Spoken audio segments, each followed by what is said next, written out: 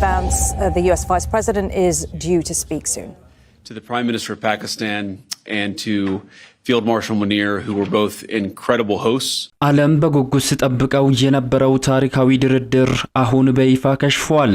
ለ21 ሰዓታት በዝግ የተካሄደው ሊያስጨራሹ የአሜሪካና የኢራን ፍጥጫ ያለ ስምምነት ተበትኗል።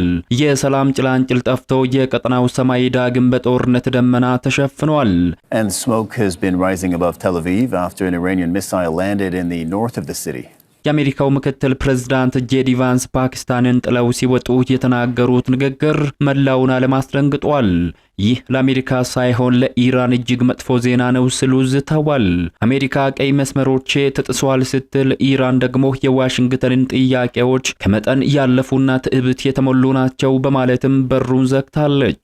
የኒውክሌር ጦር መሳሪያ ባለቤትነት ጥያቄው ድርድሩን ወደ ገደል ከቶታል። ድርድሩ በፓኪስታን እየተካሄደ ባለበት ሰዓት ከእስራኤል በኩል ሌላ የጦርነት አዋጅም ታውጇል። ጠቅላይ ሚኒስትር ቤንጃሚን ኔታንያሁ ጦርነቱ ገና ነው ሲሉ አዋጅን አውጀዋል። በኢራቅ፣ በየመን፣ በሶሪያ ጥቃቱ እንደሚቀጥልና የኢራንን የኒውክሌር ህልም በድርድር ካልተሳካ በሌላ መንገድ እንደሚያከሽፉትም ዝተዋል። ይህ ማለት ዳግም ዓለም ወደ ማይቀረው ቀጥተኛ የኃያላን ጦርነት እየገባች መሆኑን አመላክቷል። በድርድሩ አዳራሽ ውስጥ የነበረው ሁኔታ እጅግ አስፈሪ እንደነበር ተነግሯል። የኢራን ተደራዳሪዎች በአሜሪካና እስራኤል ጥቃት ያለቁ ተማሪዎችን ጫማና ቦርሳ ይዘው በመቅረብ አሜሪካን ተሟግተዋል። በሌላ በኩል 20 በመቶ የዓለም የነዳጅ መስመር የሚያልፍበት የሆርሙዝ የባህር ሰርጥ አሁንም በኢራን ቁጥጥር ስር ተዘግቶ እንዲቀጥል ተወስኗል። ይህ ማለት የነዳጅ ዋጋ ጣሪያ ይነካል፣ የዓለም ኢኮኖሚ ይናጋል ማለት ነው። አሁን ጥያቄው ቀጥሎ የሚሆነው ምንድነው የሚለው ነው። የተኩስ አቁም መፍረስ ወደ ሌላ አስፈሪ ጦርነት ያመራ ይሆን ወይስ ፓኪስታን የምታደርገው ጥረት ተአምር ፈጥሮ ሰላምን ያወርዳል? የእስራኤል ተቃዋሚዎች እንደሚሉት ከሆነ ኔታንያሁ ዓለምን ወደ ጥፋት እያመሩት ነው። ከቀጠናው የወጡ አዳዲስ ሰበር መረጃዎች በዘገባችን በዝርዝር አካተናል። እስከ ፍጻሜው አብራችሁን ተቆዩ ዘንድ እየጋበዝን እንደተለመደው ቪዲዮ ላይክ እና ሼር በማድረግ ሐሳባችሁን ደግሞ በኮሜንት መስጫ ላይ በመጻፍ አብሮነታችሁን ግለጹልን። ለሚዲያችን ኢትዮ ፖስት አዲስ የሆናችሁ ደግሞ ሰብስክራይብ በማድረግ ተአማኒ መረጃዎችን ያግኙ። አሁን ወደ ዝርዝር መረጃዎቹ ነው የምናመራው። በርካቶች የቤት ባለቤት ያደረገው ሜሪት ሪል ስቴት በኮሪደር ልማት ማሸበረቀችው በመሃል ፒያሳ ለመጨረሻ ዙር ለሽያጭ ባወጣናቸው 15 ቤቶች በካሬ 73 ሺህ ብር ብቻ የሸጥን ነው። ውብይታን ከነፋሻማ አየር ጋር ያዙ ቤቶችን በአራራ ፓርክ እንዲሁም ወዳጅነት ፓርክ ፊት ለፊት እየገነባን በሚገኘው ዘመናዊ መንደር ውስጥ ምቹ በሆነ አከፋፈል 100% ለሚከፍሉ ደንበኞች 30% ቅናሽ የተደረገባቸውን ባለ 1 መኝታ በ3.6 ሚሊዮን፣ ባለ 2 መኝታ በ5.8 ሚሊዮን፣ ባለ 3 መኝታ በ8.4 ሚሊዮን ብር አቅርበናል። በግንባታ ሂደት መክፈል ለሚፈልጉ ደንበኞች በ10% በ514 ሺህ ብር ቅድመ ክፍያ ጀምሮ ቀሪውን 60% በግንባታ ሂደት የሚከፍሉት እንዲሁም 40% ባንክ ብድር አመቻችተንሎታል። መንደራችን በቂ የሆነ የመኪና ማቆሚያ፣ የመዋኛ ገንዳ፣ የልጆች መጫወቻ ስፍራ፣ ጂም እና ስፓ ያካተቱ ናቸው። በመሃል ተክለ ሃይማኖት ከ20 ካሬ ጀምሮ የንግድ ሱቆችንም እኛ ጋር ማግኘት ይችላሉ። ሜሪት ሪል ስቴት የታመነ ንብረት። አሜሪካና እስራኤል የኢራንን ቁልፍ መሪዎችን በመግደል ቴህራንን በሳምንታት ውስጥ እናንበረክካለን ብለው አስበው ነበር ወደዚህ ጦርነት የገቡት። ሆኖም የጦር ሜዳው ላይ የታየው ሀቅ ሌላ ሆኖ መመልከትም ተችሏል። ኢራን የደረሰባትን ጥቃት መቋቋም ብቻ ሳይሆን የሁለቱን አያላን ወታደራዊ ግፍትን በመመከት መላውን ዓለም በአግራሞትም ሞልታለች። በሶስቱ ሀገራት መካከል ለ40 ቀናት ሲደረግ የነበረው አውዳሚው ጦርነት ለ2 ሳምንት በሚቆይ የተኩስ አቁም ስምምነት ላይ በተደረሰበት ወቅት ዘላቂ ሰላምን ለማስፈን ያለመው የዲፕሎማሲ ጥረቶች ተጠናክረው ቀጥለዋል። አሜሪካ በጦር ሜዳ ያላገኘችውን ድል በዲፕሎማሲው ጠረጴዛ ለማግኘት የፓኪስታንን ድርድር እንደ መጨረሻ አማራጭም ተጠቅማ ነበር። ነገር ግን የ21 ሰዓታት ፍጥጫ የታሰበውን ውጤት ሳያመጣ ቀርቷል። አሁን ዲፕሎማሲው ሲከሽፍ አማራጩ ምን ሊሆን እንደሚችል ግልጽ እየሆነ መጥቷል። የአሜሪካው ተደራዳሪ የነበሩት ምክትል ፕሬዝዳንቱ ጄዲ ቫንስ ቁጣ የተቀላቀለበት መግለጫና የጠቅላይ ሚኒስትር የኔታንያሁ ጦርነቱ ገና ነው የሚለው ዛቻ አንድ ነገርን አመላክቷል። አመላክቷል። ዓለም ካየቻቸው ዘመናዊ ጦርነቶች ሁሉ የከፋውና የባሩድ ሽታው ከዲፕሎማሲው አዳራሽ ወጥቶ ወደ ሚሳኤል ማስወንጨፊያ ጣቢያዎች የተመለሰበትን ያንን አስፈሪ ምስጢር አሁን በዝርዝር እንመለከታለን። በጉጉት ሲጠበቅ የነበረው የሁለቱ ኃያላን ድርድር ያለ ውጤትም ተጠናቋል። አሜሪካና ኢራን መካከል የተጀመረው ጦርነት ሙሉ በሙሉ ለማስቆም ያለመው የፓኪስታኑ ድርድር ያለ ውጤት መበተኑን ዓለም አቀፍ መገናኛ ብዙሃን አረጋግጠው ዘግበዋል። የድርድሩን መክሸፍ ተከትሎ ወታደራዊ ውጥረቱ ዳግም በከፍተኛ ሁኔታ ማገርሸቱ ተገልጿል። የአሜሪካው ምክትል ፕሬዝዳንት ጄዲ ቫንስ እንደገለጹት ከሆነ ልዑካን ቡድናቸው ከኢራን ጋር ለ21 ሰዓታት ያደረገው የሰላም ድርድር ያለ ስምምነት በመጠናቀቁ ፓኪስታንን ለቆ መውጣቱን አረጋግጠዋል። ይህም ለ2 ሳምንት የቆየውን የተኩስ አቁም ስምምነት አደጋ ላይ ጥሎታል ነው የተባለው። መጥፎ ዜና ስምምነት ላይ አለመድረሳችን ነው ያሉት ምክትል ፕሬዝዳንቱ ይሄ ደግሞ ከአሜሪካ ይልቅ ለኢራን እጅግ መጥፎ ዜና ይመስለኛል ሲሉ ቫንስ ንግግሩ ካበቃ በኋላ ለጋዜጠኞች ተናግረዋል። ፕሬዝዳንቱ አክለውም ያለ ስምምነት ወደ ሀገራችን እንመለሳለን፣ መታለፍ የሌለባቸው ቀይ መስመሮቻችን ምን እንደሆኑ በግልጽ ነግረናቸዋል ብለዋል። ምክትል ፕሬዝዳንቱ ለድርድሩ መክሸፍ እንደ ምክንያት የጠቀሱት ኢራን የኒኩሌር መሳሪያ አለመስራትን ጨምሮ የአሜሪካን ቅድመ ሁኔታዎችን አልቀበል ማለቷ ነው ብለዋል። የአሜሪካው ተደራዳሪ የነበሩት ቫንስ በኢስላማባድ ኤርፎርስ 2 አውሮፕላን ላይ ሲሳፈሩ በደብዛዛው ሲሰናበቱም ታይተዋል። ኢራን የኒኩሌር መሳሪያ እንደማትፈልግና በፍጥነት ወደዚያ ግብ የሚያደርሳትን ቁሳቁሶችን እንደማታከማች የሚያሳዩ ቁርጠኝነቶችን ማሳየት አለባት ያሉት የአሜሪካው ተደራዳሪ ይህም የአሜሪካ ዋነኛ ግብ እንደነበር ተናግረዋል።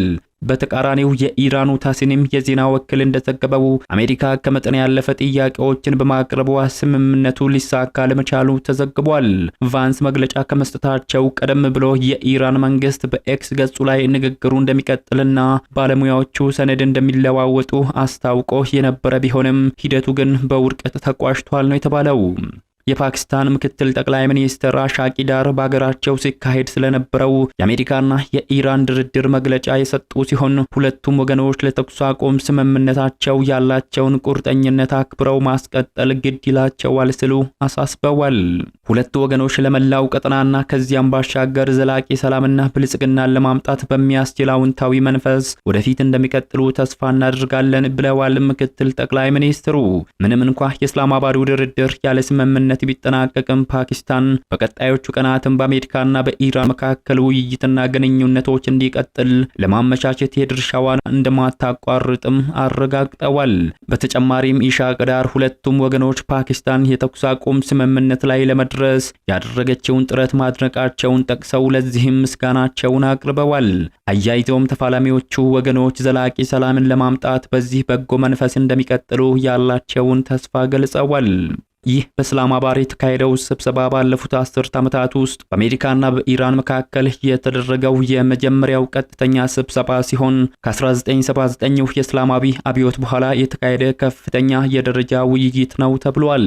የአሜሪካው ፕሬዝዳንት ጄዲ ቫንስ በጋዜጣዊ መግለጫቸው ወቅት ኢራን ዘግታው ስለቆየችውና የዓለምን 20% የነዳጅ አቅርቦት ስለሚተላለፍበት የሆርሙዝ የባህር ሰርጥ ዳግም መክፈትን የተመለከተ ምንም ያሉት ነገር የለም። ይህ የባህር መንገድ መዝጋት በዓለም አቀፍ ደረጃ የነዳጅ ዋጋ እንዲኒርና በሺዎች የሚቆጠሩ ሰዎች እንዲሞቱ ምክንያት ሆኗል። በአሜሪካ በኩል ልዩ መልእክተኛው ስቲቭ ዊትኮቭና የፕሬዝዳንት ዶናልድ ትራምፕ አማች ያሬድ ኩሽነር በድርድሩ ተሳትፈዋል። በኢራን በኩል ደግሞ የፓርላማው አፈጉባኤ መሐመድ ባቅር ጋላቢፍና የውጭ ጉዳይ ሚኒስትሩ አባስ አራግጪ በድርድሩ ላይ ተገኝተዋል። የኢራን ልዑካን ቡድን አባላት በጦርነቱ የተገደሉትን ጠቅላይ መሪው አያቶላ አሊ ካሜኒን ለመዘከር ጥቁር ልብስ ለብሰው የመጡ ሲሆን በአሜሪካ ድብደባ በትምህርት ቤት ውስጥ የተገደሉ ተማሪዎችን ጫማና ቦርሳቸውን ይዘው መቅረባቸውም ከፍተኛ መነጋገሪያ ሆኗል።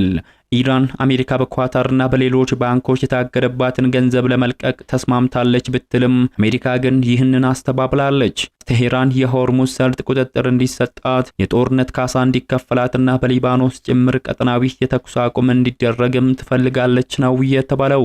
ፕሬዝዳንት ዶናልድ ትራምፕ በሰርጡ በኩል ነጻ የመርከብ ጉዞ እንዲኖርና የኢራን የኒውክሌር ፕሮግራም እንዲሽመደመድም ይፈልጋሉ ተብሏል። በድርድሩ ወቅት የሁለቱ ወገኖች ስሜትና ውጥረት በጣም ከፍተኛ እንደነበርም ተዘግቧል።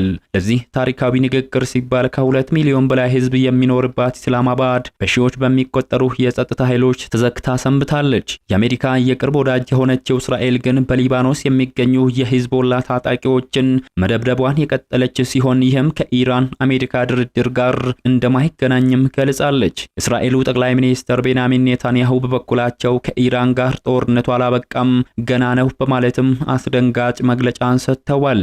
ተጨማሪ ስራዎችንም መስራት አለብን ብለዋል። ከኢራን በተጨማሪ በኢራቅ የመንና ሶሪያ ጦርነቱ ይቀጥላል ብለዋል። ከዚህ በተጨማሪም ኢራን ለኒውክሌር ያበለጸገችውን ዩራኒየም ከተቻለ በስምምነት ካልሆነ ግን በሌላ መንገድ እንወስዳለን ብለዋል። ኔታንያሁ ይህንን ያሉት አሜሪካና ኢራን በፓኪስታን እየተደራደሩ ባለበት ወቅት ነበር።